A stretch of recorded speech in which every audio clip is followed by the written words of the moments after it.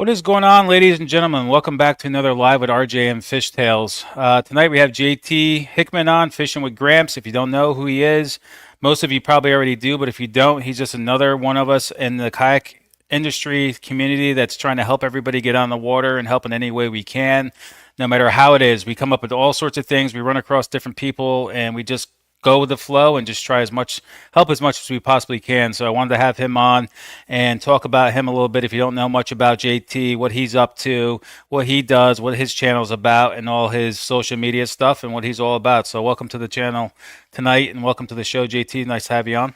Hey, brother, appreciate it, man. It's always good hollering at you. Yeah. But yeah, I mean, why don't you introduce yourself? A little Cliff Note version of who you are. If Sure. people, from my channel don't know who you are, just kind of give a little Cliff Note version and what you do and so forth and so on. Sounds good. My name is JT Hickman. I run the Fishing with Gramps YouTube channel. That name was born out of a tribute to my grandfather. And I have been kayak fishing for more than 10 years, me, my brother, and my sons when they were younger. But I never really did the whole like fishing YouTube thing until like many years later. I mean, back on my channel, you'll see some like early Walmart kayak, throw them in the lake, no PFDs, didn't know better. We were just fishing. But it wasn't really until COVID hit when the Navy base that I worked on, they basically kicked us off. And they didn't want anybody coming on base, going mess with gate guards and all that. They basically just had us all working from home and all that. But I had sold my boat and bought kayaks because our favorite place to fish on Earth was a little pond on this Navy base that's loaded with like 4 and 5 pounders for days. So my sons are actually spoiled thinking that, at bass, everywhere you go in the country, you just make a cast and pull out a 5-pounder all the time. Well, we all learned later, but long story short, I got off of base and it was like, well, it's fishing season. I need to go fish somewhere. So we rolled up to a local lake and I was starting to put my kayak in the water, and these 3 guys come in and they're in like fully rigged out tournament kayaks, and I'd never seen anything like this before. And I'm like, man, you guys got some pretty fancy stuff. You do any good? And they're like, oh, we're just finishing up a tournament. And I was like, uh-oh, tournaments? There's kayak tournaments? And I had gotten away from boat tournaments many moons ago to raise my kids and all that. But yeah, that kind of sucked me in after that. It wasn't too much longer. My brother was in the VA domiciliary when I actually heard about Heroes on the Water, because Heroes on the Water come and took those guys out in fishing. And, that's where we actually learned about all of the veteran recreational therapy. Of course, if you don't know, my my father's a veteran, my brother, my wife, 3 of my sons, and myself all served in the Army at one point in time in our lives. Um, and so we learned about Heroes on the Water and what they were doing for our veterans. So that's kind of how we got involved with it. And then, I fished like a Heroes on the Water tournament. It was an online thing, and that's where I first learned about Ketch photo release. And since I didn't know anything about it, I immediately get on the interwebs, and Chad Hoover's channel is the first thing I find on anything kayak bass fishing. And long story short, we started getting involved with our local tournaments, and then learned a little more, did the KBF thing, the monthly challenges, qualified for a national championship, went down there and met all of our heroes. And then over the last few years, we just done more and more, and, met you through KBF, and Chad and Gene and everybody else that we know now, and kind of fallen all the way into it instead of being like a recreational angler anymore. I go fish a lot of the tournaments, mostly to support the organizations. Not like I'm ever going to win one of these things, but, to meet, all of our, we all have the fans that we are, the Christine Fishers, the Guillermos. You learn about guys like Russ Snyders and Drew Gregory and, champion after champion after champion. And as you start showing up at enough of these things, you get to meet and know and become friends with like everybody who's in there. But yeah, that's kind of the how we got into kayak fishing kind of thing, just because the place that we started out fishing was too skinny to put a boat in. and then COVID put us out in the rest of the world, and we've kind of gone crazy ever since. And kind of when I started, actually fishing, all that stuff is when I started doing like fishing content to kind Hmm. of teach people how the basics of bass fishing or crappie fishing, things like that. And then it's kind of grown from that to veteran advocacy and tournament stuff, and mostly the friends and fellowship and the people that we meet. But that's me in a nutshell. Okay.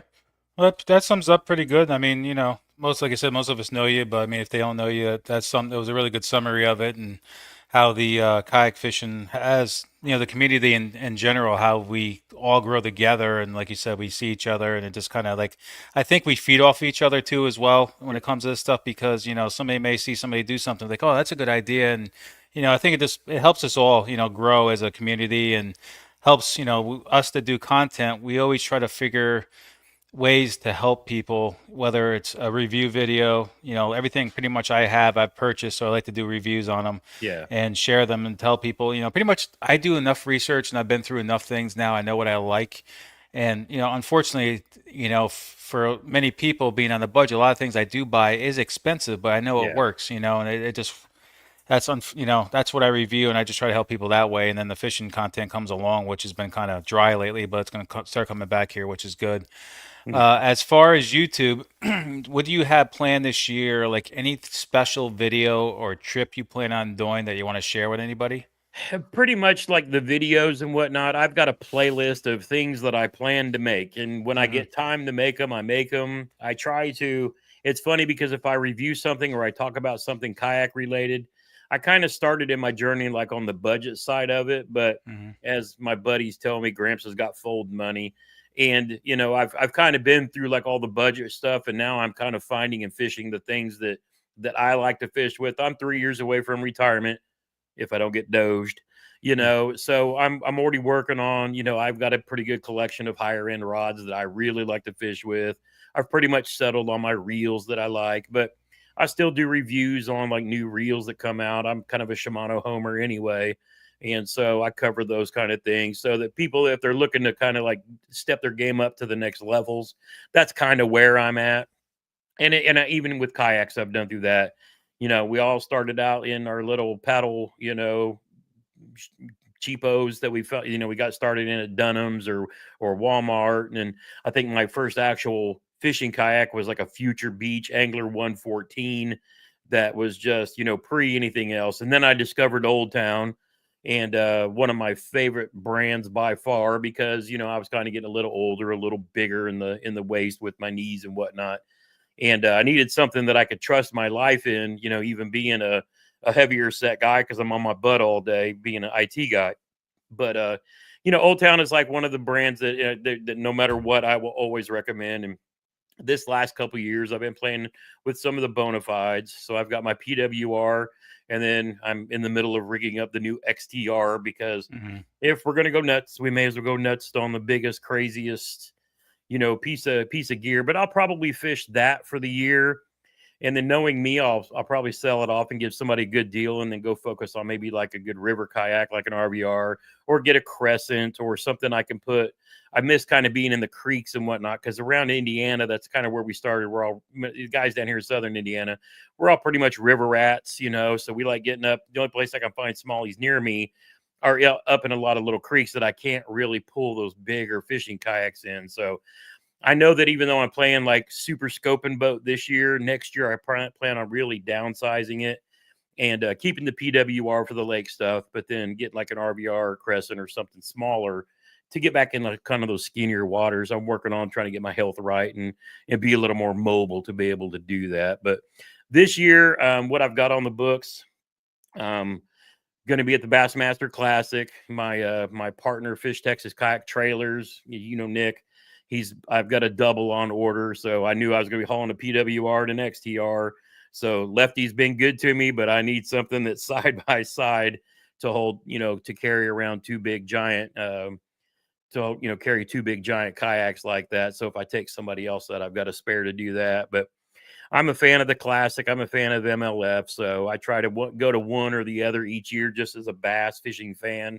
So last year I went to Red Crest. Next year I'll go to or this year I'm going to the Classic, and next year I'll probably go to the Classic again too, because it's going to be in Knoxville, so a whole lot closer. But yeah, we'll be down in Dallas, Fort Worth area, visit my daughter. I'm going to actually go meet Nick, and we're going to go hit OH Ivy for a couple of days. And then, I'll follow some of the guys around on Fork while they're doing the Kayak Bassmaster Series Championship. Try to get some drone footage, some video footage of, Gene and a few other guys I know that are there. And then Sunday, going to go hit the Kayak Adventure Series there in Texas, and try that new flooded lake, the Bodark Lake, I think it's called. Mm-hmm. That's their first big event. Now, I work for the federal government. I'm one of these guys, so I've only got so much leave per year. So I got to kind of use it sparingly. But I'm lucky enough. I've got a Bassmaster event at Del Hollow that's only 4 hours away, so I don't have to burn up vacation for that. Got a Kayak Adventure Series in Springfield, Ohio that's only 3 hours away, so I don't have to burn up any vacation for that. The next one I'll be burning up a bunch of leave on will be the Kayak Adventure Series up in St. Cloud, Minnesota, Okay. which is like a 10-hour drive north. But good thing is for that one, my wife is from Minnesota and up in that area, so we're going to be up there for like a week, and she's going to have friends and family come see us. Super stoked for that one, because I really want to go get into see if I can catch a 20-inch or better, smallmouth. That's kind of my goal this year. But and then I think after that is probably the KBFNC in the fall. So, and then I've got a bunch of local club stuff here that I'm trying to be more involved in, and kind of promote the local community as well. But yeah, this year's going to be crazy, but we'll see how it all goes. Yeah, I mean, you pretty much answered most of my questions, what you just talked about now, but we'll recap on some of those anyway. Yeah. But one thing I do want to say is I do want to do a little plug for Billy Rigler, who's Kayak or Die. You made me think of it because he started with Billy invented the steady stick, and when you said Old Town, the steady stick is really made for the Old Town on top of the pedal drive, so it goes in that little track. I'm not sure exactly how it is because I call it an old man stick, but Billy likes to stand and fish a lot. That's why he invented that. But he also came out with the the brand Kayak or Die, and I saw it a few months ago, kind of overlooked it, and I didn't really realize it was him. And then when I saw him down at Kayak Adventure Series, I'm like, oh crap! I was like, that's you. I was like, oh yeah, I saw that a while ago. So I started following him, and I bought a bunch of stuff. I think I bought like $300 worth of his gear, but just because I like Kayak or Die, I think that the whole symbol and the saying behind it is like 100%. my life, and it's like most of our lives. So if you guys want to go support Billy and the brand, and I've gotten so many comments on this one hat alone, go check out his website. I think it's we could probably look it up here, but I think it's Kayak or Die merch.com. But if you just put Kayak or Die in or go to Instagram, you'll find his website. You'll see it everywhere on Instagram because it's so. I mean, I saw that it immediately. It's like seeing the American flag. It just hits you if it's going to hit you. It's one of those instant brand recognition. And I'm like, I don't care what this guy is about. I know what he's about just by this, and I'm definitely going to support him. Yeah, so if you guys want to go check out his stuff, I got two hoodies, I got the windbreaker, I got 3 hats, a t-shirt, I got a t-shirt for my son, and I think that's it. But that was a lot. Yeah. That was a lot already. But he just started laughing. I'm like, why are you laughing, Bill? He's like, this is great. Because I'm just sitting there. I'm not even adding up how much it costs, and he just sent me a bill. Don't care. I was like, I just want to support you, Billy. That was me at the Achigan booth over in Columbus at the boat show, because I had been waiting to everything was always out of stock. I couldn't get the Quest for 23 hat or the Smalley brand stuff, and I was like, swoop, swoop, swoop, $300 later. Yep. Know exactly what you mean. So I'm gonna do that again with those because I love that. It is, and the sweatshirts are really comfortable, and they're like really soft and nice too, which I like. Fish Wizard, I want to answer your question. Yes, you can run a dual kayak trailer and have one kayak on it all the time, and it won't affect anything, no matter who makes it. Yep. It's not a problem doing that whatsoever. So if I like the duals. I actually like triples or quads, but yes, you can run a single kayak on a dual all the time. And Tyler, I don't know. We'll have to think about that one going to Minnesota there. It'd be a long drive. Yeah. But let's go back to what you were saying before. So you're going to run the XTR most of this year. And one of my other questions for you is that are you throwing forward facing on that too as well? You're going to try to learn that this year? Calling it my scoping boat. Okay. So I've got 2 Garmin Ultra 2s, the 10 inches. And so I've got one on the PWI. I used to run them both side by side, and I had the live scope on that. But what I did was I ordered a second transducer, the GT underwater that's down inside, and then I added a third mounting bracket. So what I'm going to do this year, I'm going to the PWR is going to be like a dedicated river boat, if you will. Or if there's a situation where I'm going to be like early spring and I'm not going to be really scoping that much, if I'm really beating the banks like pre-spawn, then the PWR with the NK300 on the back, that's going to have a single graph and that down inside imaging on it and my maps. And then on the XTR, I'm actually going to use some straight up mounts as who makes them. And they make boat mounts for like the pro boaters. And it kind of stacks your graphs like this. So I'll have them centered on the XTR, and one's going to be lower than the other. And that'll be my maps and whatnot. And then kind of like more in my eyesight will be the forward facing, but I'm just going to have those centered. I'm not going to be that guy who's walking up on that front deck doing all that. For me, all that's just storage. So I'll put like my control boxes, black box, yak power, all that's going up front. I'll put my 2 batteries in my black pack in the back, and then all my tackle is going to go in that little storage shelf under the graphs. So Okay. that way I can take 2 graphs and move them back and forth. If I'm taking somebody else out with me, I can detach the live scope pole and just leave it in the truck. And then each kayak will have 1 yak on it. But then I'll have the XI3 on the XTR with a 135 amp battery. Be a little slower than what I get, what I've been getting used to running with the NK300 all year. But that lets me, if I take somebody who's like, more limited mobility than me, I could put them in the XTR. I know 100% they're safe. If they're not used to running the XI3 remote, I can run that for them so they can just fish. Okay. But and that way it'll be a good second boat. But that's gonna be my lake boat, scoping boat, slow mobile, I'll call it. And then if I've got to be in a river or someplace where if I'm one of our like local derbs where you got to kind of shotgun a race to your spots, then I may choose to go faster than spot lock too. So that's kind of the goal this year, is to be able to run both boats however I want. Okay. And then your Fish Texas kayak trailer, anything, can you share what you're doing with that? Like, are you just doing just a dual? Or are you going to add 16 boxes, 14 lights? What are you doing? He's really, I told him, just do what you do. Oh, so you kind So of letting him doing it, but I'm sure you gave him some input. yeah, I mean, I wanted a side by side. I wanted the top rack to be able to put a rod coffin or a third kayak up there, in case one of my boys comes along. And the backup lights and all that, and a box. And when I put a box on a kayak, trailer, I don't like the ones that open towards the truck. I like it open towards the back of the kayak, or it opens into the kayak, because to me, it's a lot easier to load and unload and throw all this stuff. But now that they actually make boxes big enough to actually put the XI3 in and things like that, I'm really going to be spoiled, because that's I've been able to do that with the NK300, but for the most part, the XI3 has been just a hair long for that, so that's always had to ride in the truck. But being able to have a nice box on it where I can lock everything away, I want to look at what he's got for like those rod coffin things, like he put on Ike's trailer. To see how much I like him, to see if they keeps from bouncing around and all that. But it seems like no matter what solution I've tried, the Yakima boxes or tubes, or I still end up rubbing reels together and stuff like that. And that just drives me nuts.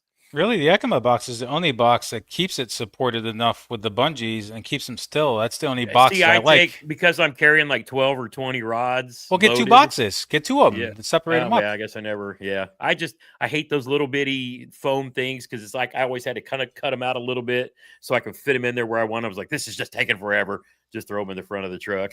No, okay. So, you are on the KBF advisory board now this year, correct? Yes. Yep. I'm director of So, fish ops. are you keeping Chad in check, or is he I'm still working on it. I'm okay? still, me, I'm in touch with him like every day. And he's got, a few of us that it's kind of like that. But Marty Hughes is actually the director of the advisory board. And, there's no better person in kayak fishing to keep Chad in check than Marty Hughes. And then, also having Jeff Little for like, safety and education, and Hank for doing all of his, blogging and writing of all the great articles. Lynn Yester, just to be the KBF mom that everybody needs. And she's one that not a lot of people really know unless you know. unless you've kind of been like you've been on the inside of KBF and know how valuable Lynn is. And, it makes it nice, so yeah. And then, of course, Garrett Wade, always get his name backwards, who is like the bass tournament rules kind of, aficionado, because he's one of the best hammers in the country right now. Hmm. That's cool. So where is KBF going with the? Because I didn't really talk to Chad the other day. Because if I got involved with that, we would just be staying on the same subject. But with you, you get a little bit more to the point. So noticed that there is a lot more icons up there for Catch 22, Yeah. or new. I know there's like new. What's the word I'm looking for? I'm having a brain fart. New ways to join. I know you got a veteran one now, right? To join Yeah. as a level. So So. what he's trying to work towards is getting more people into the ambassador level, premium level, and even life members. That he offers still a few out here and there. But obviously, because it takes memberships, and a lot of people learn this, like Bassmaster. Those of us who have been around Bassmaster for any amount of time, we always think of the Elite Series, the Bassmaster Classic, but for decades, Bassmaster itself has been a fishing club. It sends out a magazine and all that stuff, every year, whatever. And KBF is really trying to move back that way after backing off of the trails and all that. Now that we have Bassmaster, we have Kayak Adventure Series, we have, Hobie BOS kind of sunsetting like pretty much KBF did. KBF is coming back in to be more of an online for getting your tournament fill, but it's going to get back to kind of being what KBF was to start with, which was a club, and a lot of it's online. But there's going to be, we've started to set up these regions, so eventually you'll see like regional get-togethers. You might have a regional point of contact at some point in time, so that folks that are in states next to each other can host events, as Chad used to always call them, boondoggles, just to get together, camp, fish, do the whole camaraderie thing, get back to kind of what our roots were, instead of trying to go be pro trail series, over the top, biggest events. It's just we're in a different, time and place right now. And I honestly think we reach more people by being a better, bigger club and Hmm. serving more people locally. So with Catch 22, you see with all kinds of sponsors jumping in things. You got the New Canoe, unlimited challenge. So anybody who just wants to go catch 100 fish, a month, go do it. Old lady angler is just out there whooping them, and so does Marty. But then you've got the Torpedo Top 10. You've got you're going to have your Catch 22, which is what we've been doing for the last few years. And just trying to put the fun back into it at all the different levels. So if you're like one of your state's hammers, then you've got the KBF monthly challenge that you can go compete in, and that is now the feeder system into KBF the 10, which is like their biggest championship, best of the best. And so with moving the KBF National Championship and the Challenge Series Championships and the Knucklehead Championships that we haven't talked a whole lot about yet this year, all of that into the fall in one big shindig, then you can have one big party for like all of the KBF community.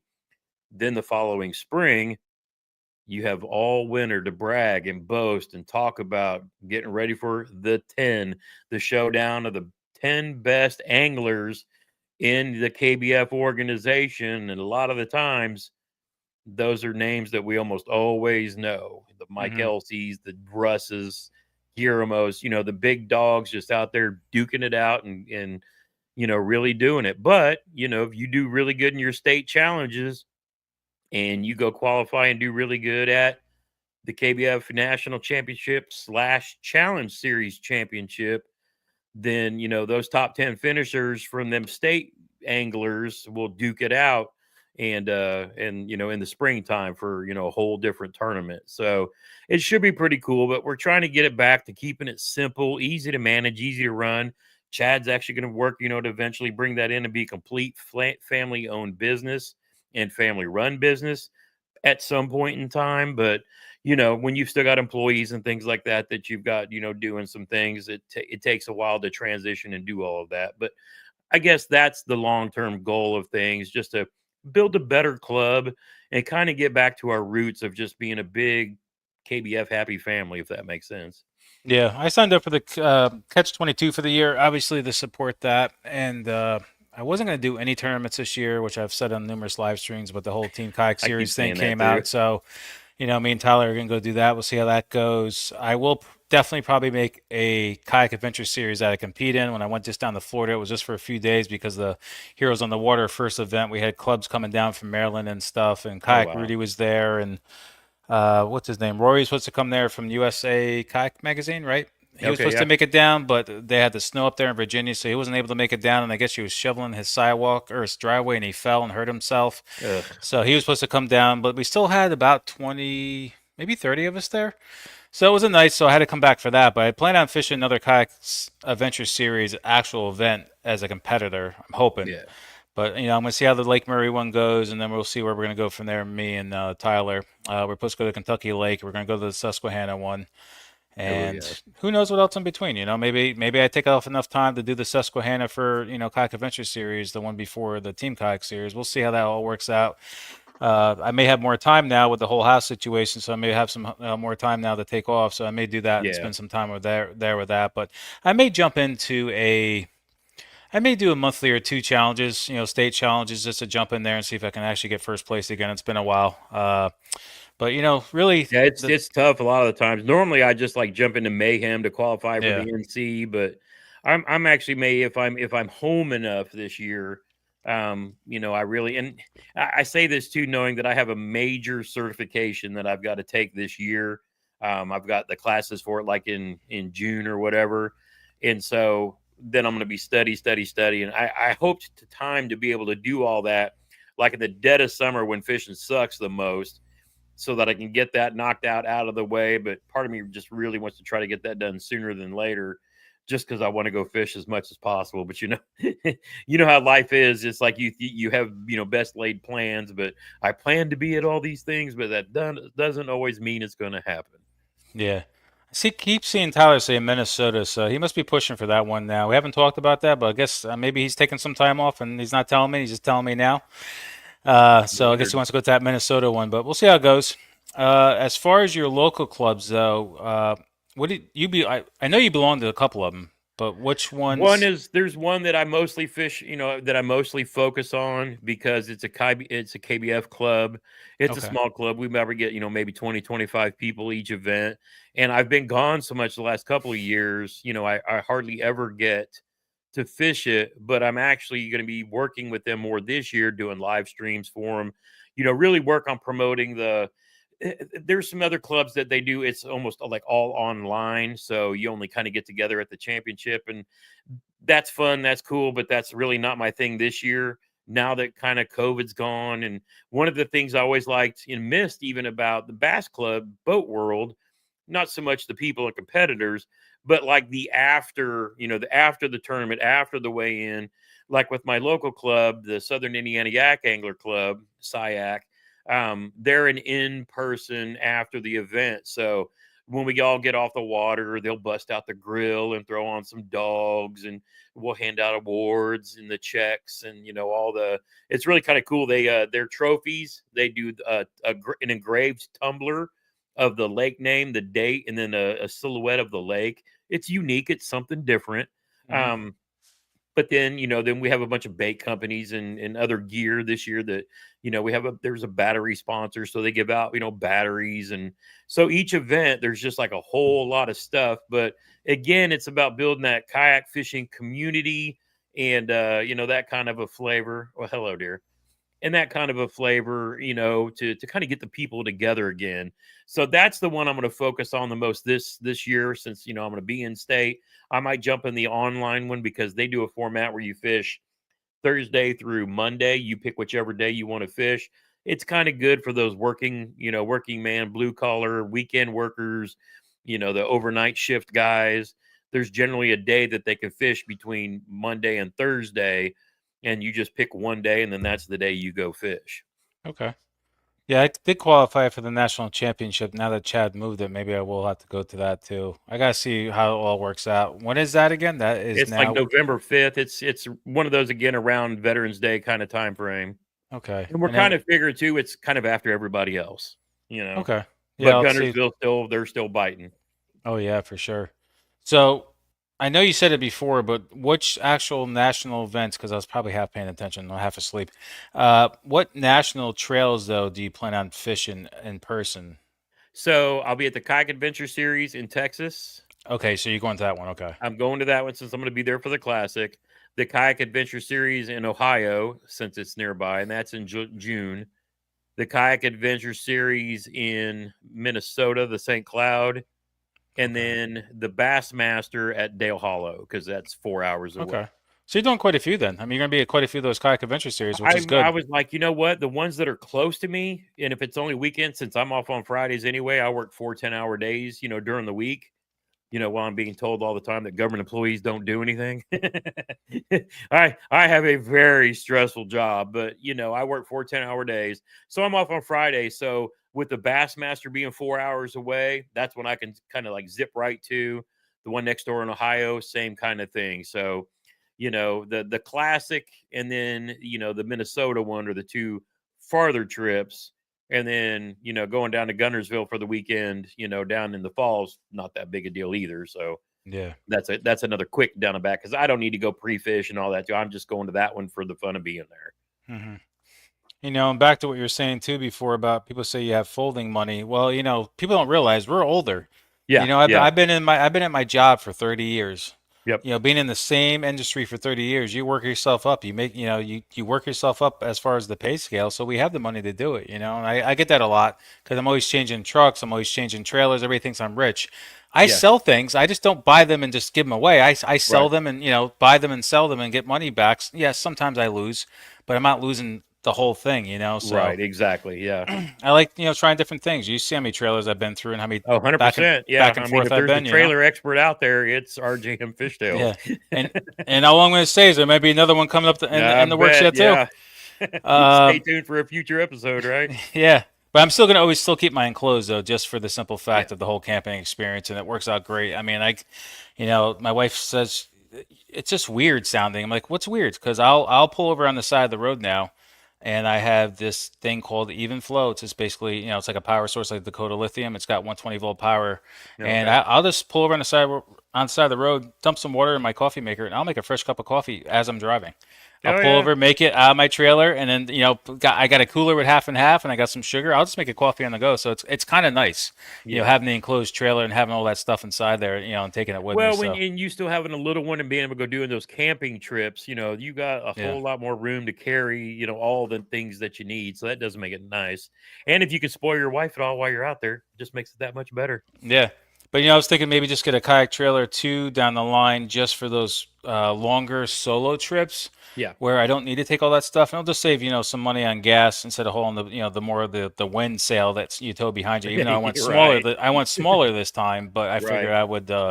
Who knows? I may just get like a single kayak trailer again. I'm all over the place. I'm always Oh, changing yeah. things up. But I had another question for you too, and I forgot what it was. It was something to do with KBF. Hmm. It'll come back to me. So, as far as the boating world, you still have your boat. Do you plan on keeping your boat? Do you plan on selling it and buying a bunch of kayaks? Oh, the $24,000 question. I still have my low, and it's they call it, it's a low fishing machine. It's a 17-foot boat. It's one of those deep V bottoms, and every year I'm like, I'm gonna sell it. I'm gonna sell it. I'm gonna sell it. And then every year my granddaughters start to get a little bit older, and I'm like, hmm I'm probably maybe can get them out on the water this year.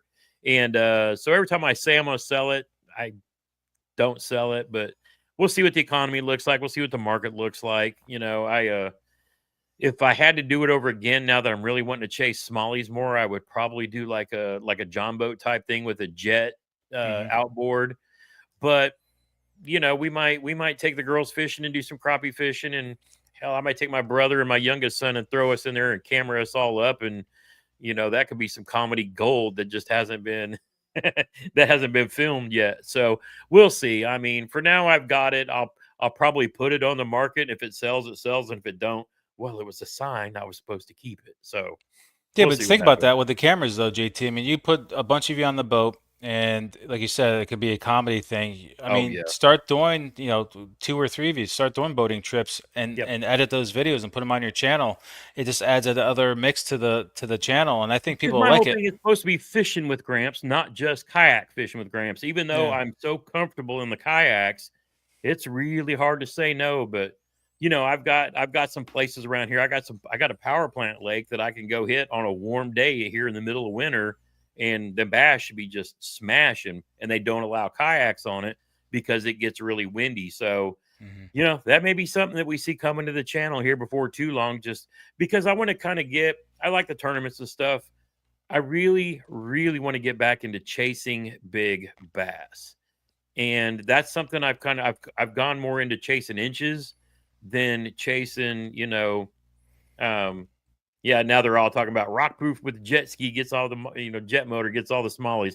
Oh, trust me, I've seen Salzman and some of the guys out there on the Susky with those things, and it's like, and Josh Renko has a jet too, but for now, I mean, I want to get back to being fishing with Gramps and not just hamstrung on bass fishing all the time. I want to get back into chasing some small, some crappie, and we've got plenty of those around too. So but it's hard not to just want to go chase big bass, and especially with KBF coming out with the new KBF Club state records.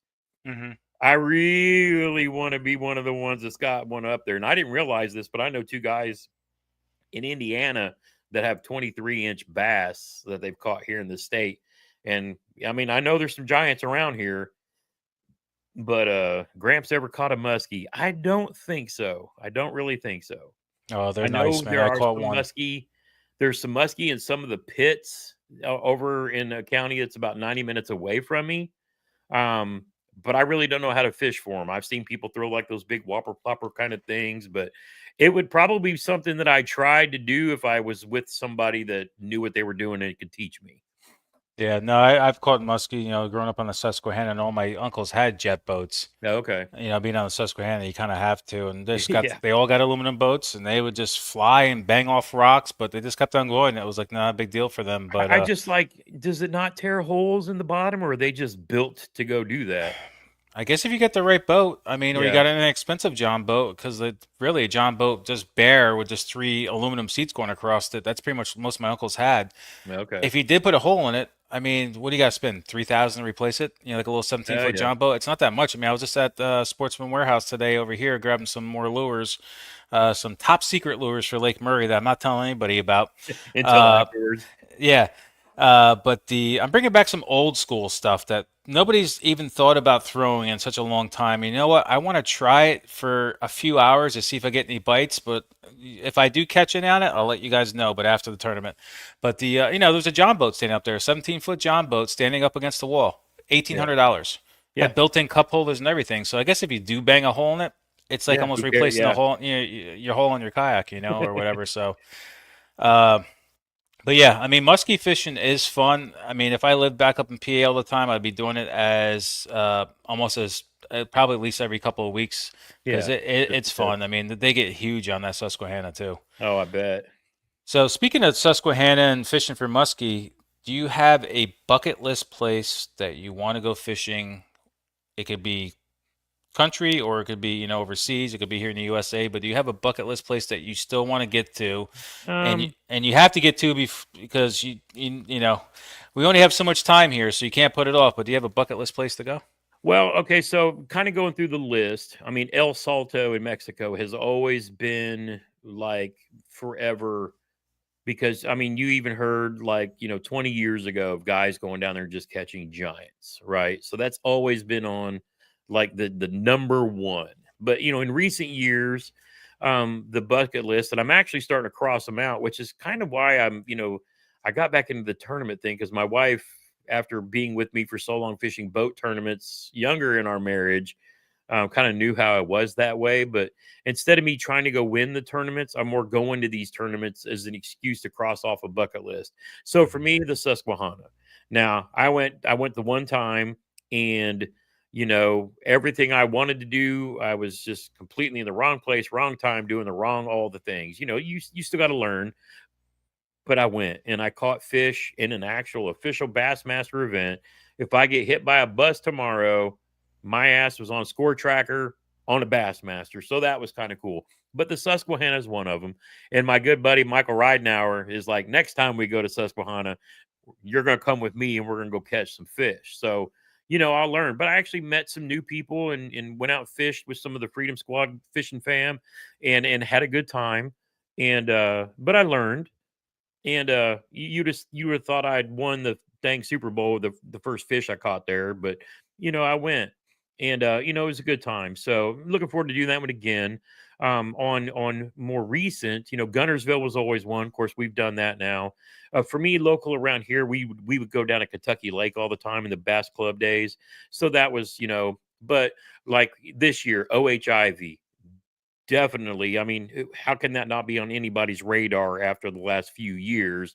So, being able to go down, taking extra leave to go to Texas to be able to go down and spend a couple of days on that just to see what could happen. I've been to Fork before, so looking forward to going and getting back on there again a little bit. Another one,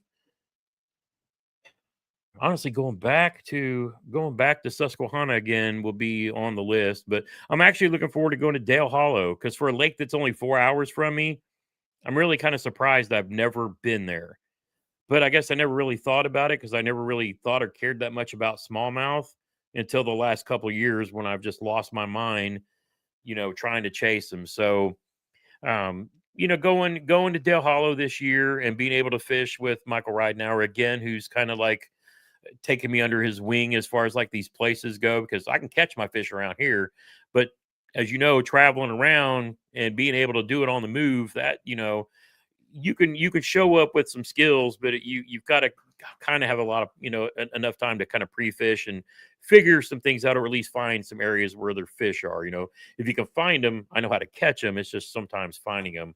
So looking forward to that one.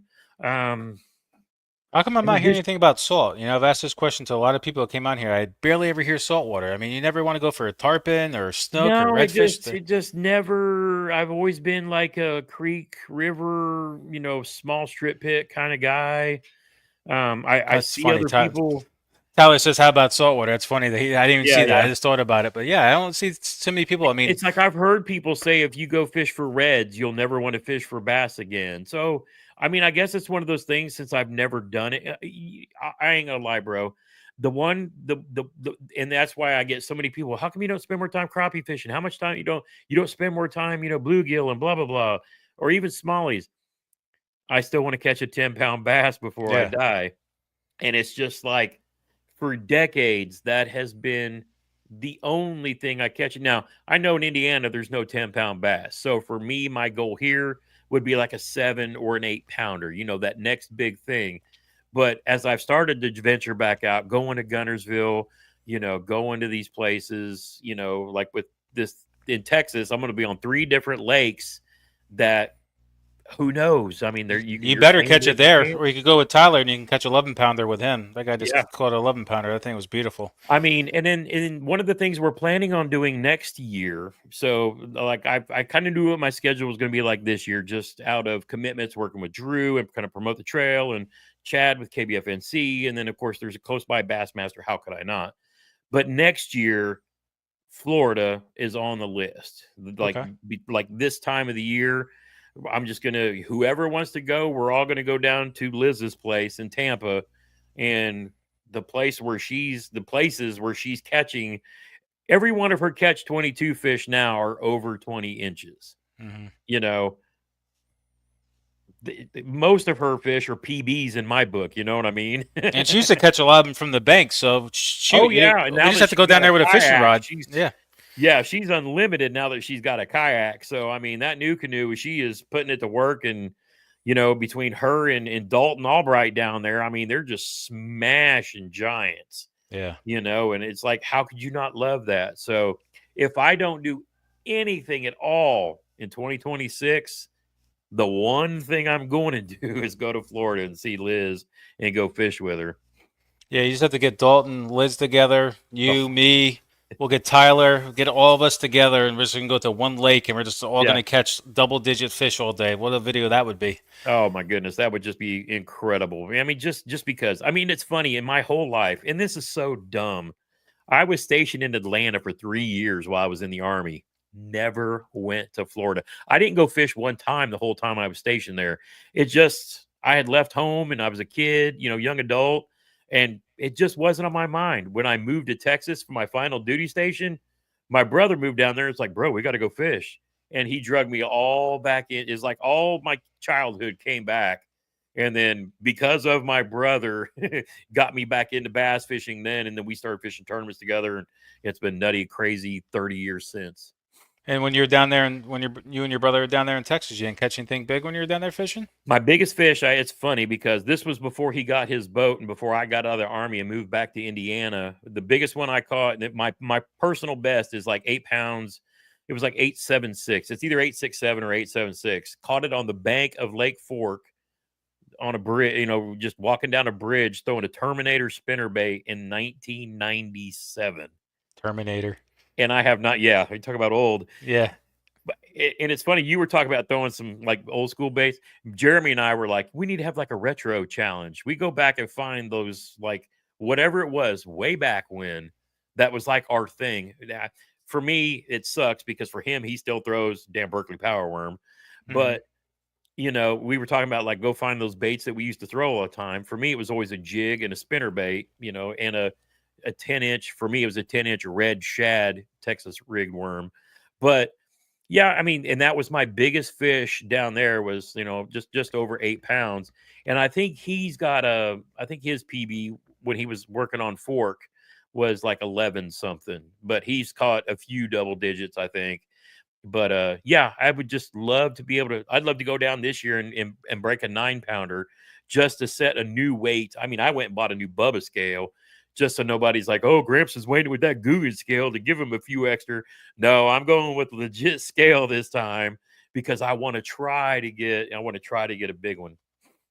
Yeah, because I never weighed a fish a day in my life. I need to get a scale because it's always been, when I got into actually like paying attention to the fish. I mean, when I was a kid, I just caught them, Yeah. looked at it, and that was before phones and pictures and everything. So this, Oh yeah. this thing is great, and you put it back in the water. And then when I actually started getting into any kind of scale, it was a measuring board. So I never Yep. actually worried about weighing them. But all I'm seeing now is people weighing these fish, and a lot of us in kayakers, because it's pretty much who I follow on Instagram. It's pretty much just kayakers. I don't even really follow boat people, and I'm seeing more and more people weigh the fish now. Yeah. I was on the river, with John and Jake and them, and Cole and another Jake. He's Jake the fishing guy. He's Yep. retired military. And he's getting into Instagram, but I mean, like, those guys are all down there with scales, but we're out Yeah. there, and John, from Creek Fishing, he caught the 2.35 pound Sewanee bass, but Yeah. I saw that. That thing is it was gorgeous. big. I mean, they dragged me out there. You gotta go. I'm going down there. I got literally 3 hours on. Yeah, 3 hours on Friday. No, sorry, 3 hours on Thursday, and I got 4 hours on the water on Friday. Then I had to leave. Yeah, to come back up, I was kind of confused on the days there. So I only got 7 hours really on the water in Florida. But I mean, these guys dragged me to the river to go after the smallest bass. I was down there to catch the biggest bass. So I got to go back. Maybe With me and John Tyler doing the go. micro bag. Yeah, I have to go for an actual like really because I found them the day I was on the water, but it was windy and I was having a hard time bringing them to the boat. But I found out within probably 45 minutes I started catching fish. And you'll see the video. It's kind of depressing how many I lost. But, I found the fish right away within 45 minutes on a lake I've never been to. And I got one little tip from Tyler what to look for in Florida. And I did that. I found what he told me to look for. And I just started catching. And I was fishing slow because it was, it got cold down there again and shut them down. But I mean, I found out how to catch them. Oh, And you guys did have a cold front come through, didn't you? yeah, so, Yeah. but yeah, it was funny because those guys are, but they made me think of the scale and he called that 2 pound. But yeah, I was struggling on the river. I like rigged all my stuff to go out into a lake because I was actually going to go out into a lake on Thursday, probably by myself, and then Friday maybe follow some people around later in the day. Then everything got totally changed up, so I was all rigged up to be on the lake chasing big fish, and I had to go to a river chasing small fish, even though I saw some big largemouth. But I was trying to catch that Swanee bass because that's what they're all after. So I figured I'd have to, you know, uh, go after since I'd never caught one before. But unfortunately, I didn't catch one. But Oh man. I caught something else. But But you got some pretty good sized fish where you're at too, don't you? oh yeah, I mean it's been tough this winter in South Carolina. I mean, we've had snow for the first time in 7 years. I've only been down here for going on my fifth year now. It's been tough, and I just haven't had a chance to get on the water as much this year. But it's okay because the fishing's been tough. It's been really cold. We just had 20s come through. I guess last week when we were in Florida, so that cold front hit there, then hit Yeah. here. But we're in the 20s again. I mean, the fish just don't know to spawn, not to spawn. They go deep, they come up shallow. So I'm hoping with the warm weather this week, even though it's supposed to cool down a tad this week and be a little bit windy on Saturday, but Sunday's supposed Yeah. to be okay. We had our I'm hottest day of the year today at 60 degrees. So hopefully that'll start melting stuff off. Yeah, we were 74 here where I live Well, today. So yeah, yeah. it's gonna be warm all week, so it should be good. This weekend, it's just we're gonna have to deal with wind on Murray on Yeah.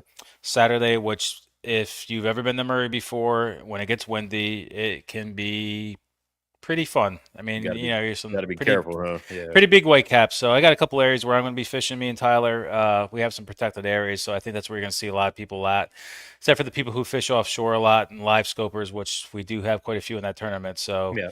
uh, that's okay. They can go out there and do that. But yeah, uh, Yeah, I mean, that's something I'm trying to add into my game this year just to see what the hype is about. I'm still more of a bank beater, always will be. mhm. I think, for me, if I can go learn to kind of catch them that way, like in the heat of the summer when it's a little harder than normal, then maybe that'll help, add something to the game. But it ain't something, it's for me, it's nice to be able to really look and define the brush piles and stuff. I know I like to fish that I found with down imaging, but doing like Wheeler, Dustin Connell, trying to kind of chasing the schools around and chasing them in open water. That's just a whole different skill level that I don't have yet. But I just like using it to find the stuff underwater or see what it was that I found when I went over it with the side. Just makes that part a little bit easier. I think I've maybe out of 50 fish, I've maybe caught like three that I actually saw, like, oh, there's a fish. Oh, let me do the jerk and whatever, and it's like, okay, caught him with a jerk bait, but it's not all that often. It's just not a skill set that I really care about that much, but I kind of have it just to be able to talk about a little too. Yeah. But back to where we were, I kind of got distracted like I always do. I never stay on subject. But yeah, That's all good. we do have big bass here too as well. If I had to guess, I would probably say I've definitely caught an 8 pounders before Okay. easily. Because I'm pretty good at guessing the weight, with the measurements and stuff. But I What's think your my PB on the catch? lengthwise, I would say I'm pretty sure it's 22 and 3/4, which is not that big. And I know I've lost bigger ones. I know I lost a bigger one just this past week in Florida, but yeah, I mean, I think it's 22 and 3/4, but that's when I was measuring them. Yeah. Before that, I've caught some big fish when I was in New Jersey. Oh, And okay. believe it or not, there's actually big bass in New Jersey too as well. But I see people that live up there smashing them. yeah, Jesse Hazen, and there's a few people up there that I know that from the knucklehead stuff that they're smoking some giants up there. yeah, and they're fishing. Probably a lot of them are fishing on the Manasquan Reservoir, and that's where I Okay. used to fish too a lot when I moved to the Manalapan area, and it produces a lot of big fish. And I know when I was judging for KBF, I've had people text me and saying that he's cheating. That's impossible. He's catching fish that much, that big all the time. I was like, dude, They're up his there. stuff is legit. I got Yep. all the information on it. He's not cheating. It's not duplicates. This guy is catching the fish, but it's on the Manasquan River Reservoir. But yeah, I've caught some big ones, and I guarantee I probably caught longer than that. But I'm hoping this year in general, I think with some of the traveling, and I'm hoping to get back down to Florida for some freshwater because that just being on the water for 7 hours is the first time I've ever fished in Florida on freshwater my whole life. Every time I go to Okay. Florida, it's the Keys or for saltwater. Gotcha. So Okay. that was my first freshwater trip to Florida. I need to go back there. I want to go back there this year, and I do want to hit that 25-inch mark on the catch board. Oh, that'd be insane, wouldn't it? Whatever that comes out to be weight wise, I mean, they all can be different. You could have a 25-incher weigh 8 pounds, you could have one weigh 12 pounds, but Yep, I definitely want exactly. to get, a 25-incher. I guess I will use a scale and buy one, I guess, eventually. And, also weigh it too, because, people still judge your fish on the weight. Because, when I hit back at the banks, Yeah. when I'm fishing a kayak, people says, "Oh, what did you catch today?" I caught something like 22 inches or whatever. And they're like, "Well, how much does it weigh?" I'm like, "I don't know. I don't have a Yeah. scale on me. I was never a person to weigh them. So, 6, 7 pounds somewhere in there. yeah, I mean, so yeah, there's a lot of big fish here in South Carolina, and there's the possibility for sure to catch 25 inches here in South Carolina as well. Yeah, it's cool. But your average larger fish here are probably that 22 to 23. Yeah. You occasionally may get that 24 to 25, but it's rare. It's mostly that 22. It's usually that 20 to 23 is your Yeah. common here in South For in Carolina. Indiana, if you catch like a 20, it's like, oh, you're one of the big dogs. Now there'll be guys that catch the occasional 21 or the rare 22, but 20s is like I call it a trophy fish. That's just the nature of what's here. I mean, they're here. You can catch them. It's just not often. I may catch a few a year, but it takes some work. And then the guys who live on some of the places where they're more known, because that's really where they're generally hitting most of the time. They always kick my butt in the month longs or the catch 22, because you got to fish where the big ones are. That's just part of it. Oh yeah, absolutely. But yeah, I definitely now that things have kind of changed personally with me going on right now in the background, I'm gonna have a little Yeah, bit more time, I think, now to I got to take care of a few things this month, but I'm gonna start hitting fishing really hard, and I'm gonna hit it hard the rest of the year. So I'm gonna try there to you do a go. lot of content for the fishing. But is Wendell on tonight, Darren? I didn't know if he Yeah, he posted. should be. I think at 8 or 8:30. I'm not sure I think which. he's an 8:30 show. I just wanted to double check That's because I right. want to. Yeah. I always try to get off before he's on so people can go watch him. But Yep. 100%. yeah, I have one other question for you, but is there anything else you want to talk about, talk to anybody about, or mention anything before we get off here? I saw that Jeremy Curtis asked if we were going to be at the Bassmaster Classic. I will be there. I'll be wearing my Fishing with Gramps green and black hat. Come up and get some stickers, take a pic, and say hello. And yeah, I always carry Freedom Squad and KBF and Fishing with Gramps and my Everything Kayak Fishing podcast stickers.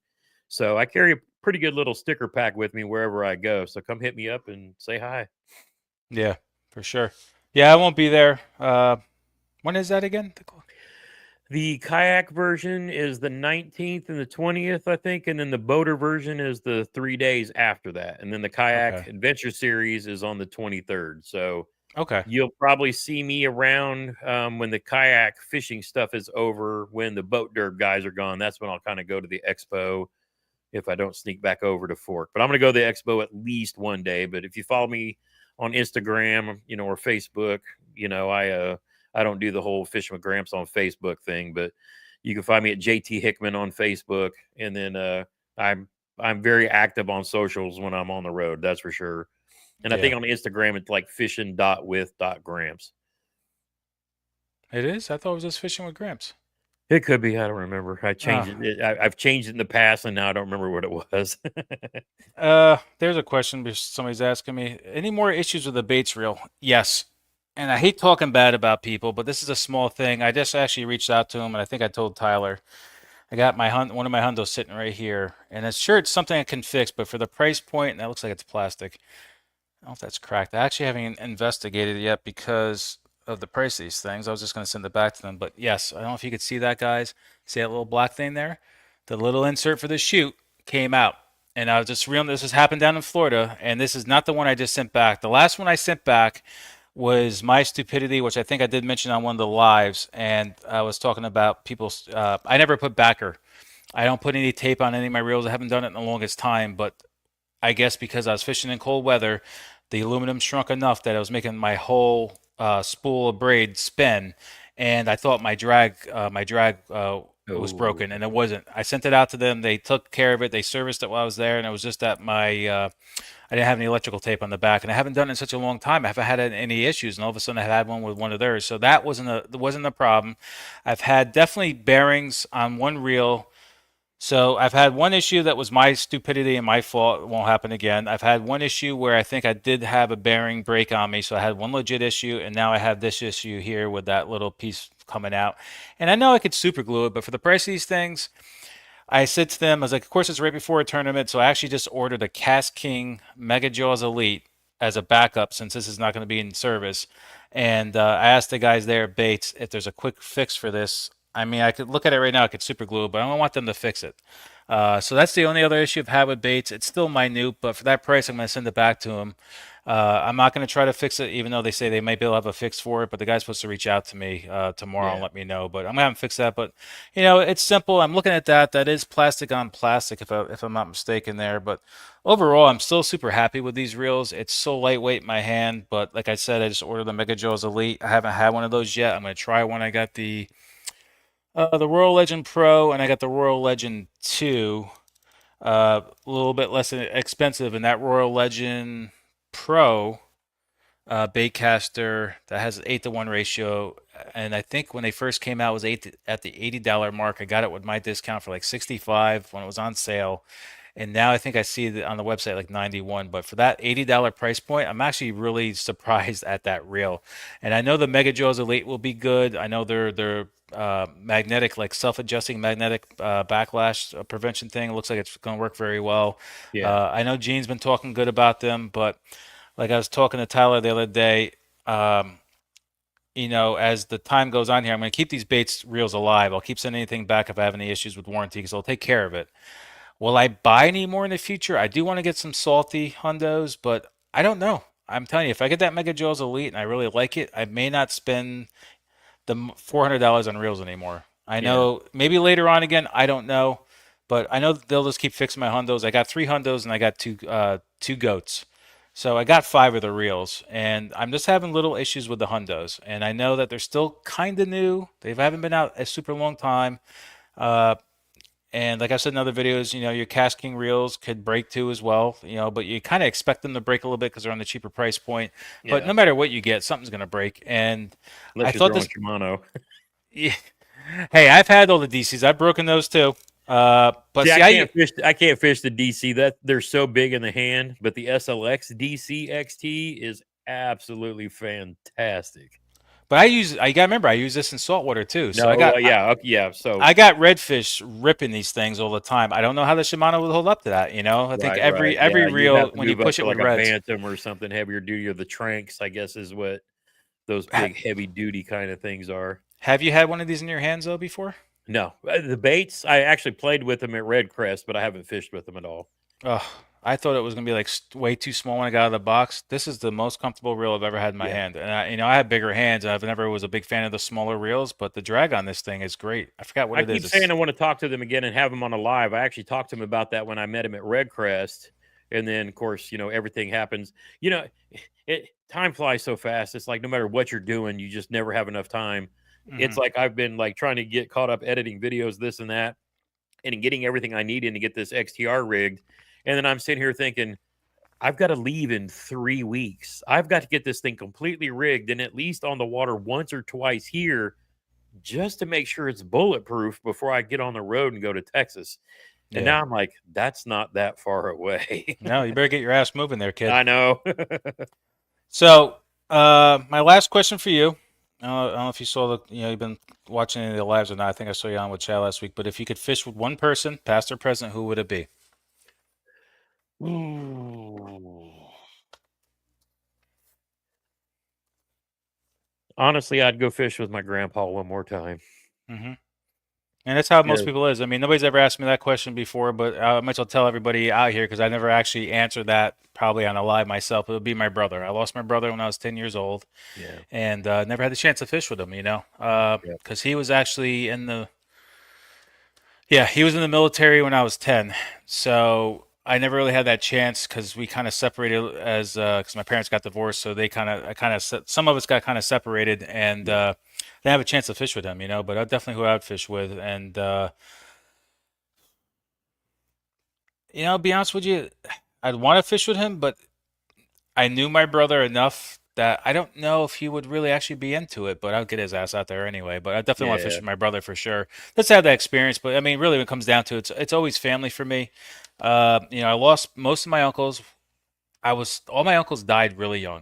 I yeah. had an uncle die at 28 of a heart attack in his sleep. I had another guy, another uncle, uh, that was like 31, I think, or so like that. He died. He was a garbage man, fell off the back of the truck and got hurt at work, killed at work. So I mean, I lost a lot of my uncles at a young age. So I never had a chance to fish with my uncles or my brother, which kind of sucked.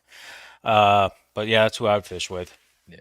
But yeah, family's important. So like I tell Yep. people that you just don't know any of us. Myself, I could go sleep tonight and not wake Yep. up tomorrow. So if you guys got to take that time and make that trip to see your family. If that's somebody you want to fish with or do a trip with, your grandfather, your father, whoever, you got to make that time because you think that you have the time, but you don't, and you're gonna regret it later on. So if you have a chance to go fish with somebody, definitely do that for sure. 100%. But I appreciate you coming on tonight, Gramps. I see your lighted sign behind you. I'm going to get one of those. So now that my house situation's changed again, I'm basically filming in my garage with my background here, which is kind of light because Yeah. I got a lot of things still packed. But I'm going to start working on my new live stream Yeah. room One of these here. LED lights with your logo would be bomb. That would look good. Yeah, maybe I'll do like. I wonder if I could do white, do like a black background and just a Yeah. white circle with the hooks. I think white on black would look nice. But yeah, my Yeah. wife's already going to start designing that, and it won't be that soon yet. I still got to do some things yet, but hopefully within this year. But before the end of the year, I'd like to get that room done and get into maybe a little bit more of a probably soft. I like this bright light, but I kind of like the softer white, the light Yeah. too. Get something like that on there and try to make a really cool live stream room. Even have a live stream room where I can possibly get people come here actually at my house as a guest. Do like podcasts and Yeah, and yeah. kind of sit down and just have that chair. My wife said that'd be really Yep. cool. You set up two chairs and get a camera. I'll have to figure out how I'm going to do that. Obviously, it's going to cost money because I have to buy all this equipment. But I like to do that too. Maybe every now and then to have people in the area. Like Chad said he's going to be in the area soon. Obviously, won't have it Yep. set up then. But even having like Chad and Yeah, having you both get of us on big the enough, camera. just build you a studio and write it off to the business. Yeah, there you go. You got But to. yeah, I mean tonight's show was just having JT on. He asked me, the other day, what's the subject, and I said there is no subject. It's just Yeah. two guys Talk fishing. talking fishing, introducing JT if you haven't met him yet or know of him, whoever's watching from my channel, and just talking fishing. I kind of like doing that, not having an agenda. I have some of my own questions I always want to ask people and just have a topic to talk about. But I enjoyed these live streams with really no agendas, and really none of mine do because I'm not into that drama. People do all these live streams for drama and all that stuff. Yeah, I And know. hey, whatever they want to do that, they want to do that. I like having people on. I'm gonna have some people coming on here soon with some products coming up, so it's gonna introduce you to that, and that's why I started this live stream, just like everybody else, to help the community, have people come on, get some of their knowledge, or share your product. And if anybody wants to come on the channel, you can reach out to me at RJM Fishtales at iCloud.com if you have a product.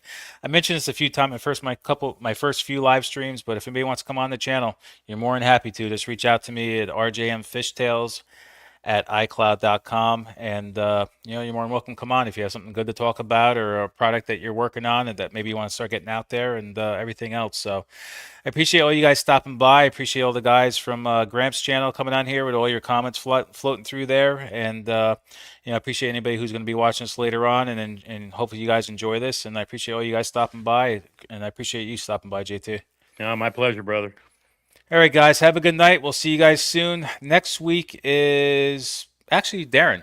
Yeah, Darren's next week. There you Darren go. Wendell will be on Tuesday. I think he wants to do like a little mashup type of thing too. So Perfect. I have a few questions for him. I actually got to come up with some more questions for him, but it's gonna be the same concept, just us sitting down talking. He's been a busy little beaver. I mean, I know he's trying to work on some things coming up and trying to go full time Yep. overall here. So that's good for I'm happy for him. Yeah, Uh, 100%. Great I don't guy. think I could ever do it. I spend way too much money. Now, as I Yeah. become big, Broke, man. famous kayak fisherman doing YouTube, this is just going to be I do this for enjoyment. I do it for help. I do it to help you guys, and I do it for enjoyment. I like editing videos. I like putting videos out there, and I like doing these live streams. I think it's kind of a cool little blend to everything. So, all right, I'll stop rambling on here, guys. Thanks for stopping by, everybody, and we'll see you guys here soon. Have a good night. Good night, all.